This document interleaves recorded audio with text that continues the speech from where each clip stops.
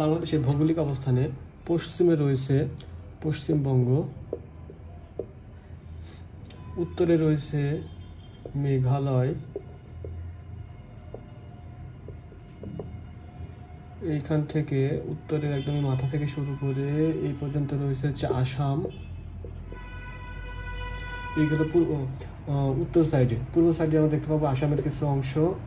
এই আসামের এই অংশ থেকে শুরু করে বান্দরবানের মাথা পর্যন্ত রয়েছে ত্রিপুরা, এবং এইখান থেকে শুরু করে রাঙামাটি পর্যন্ত এটুকু রয়েছে হচ্ছে মিজোরাম। এই হলো ভারতের অংশ। নিচের দিকে রয়েছে মায়ানমার।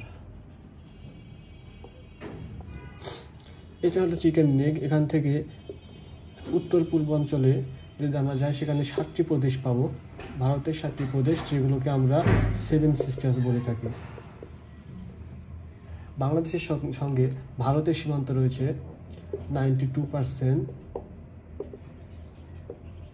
এবং মায়ানমারের সঙ্গে রয়েছে 8%।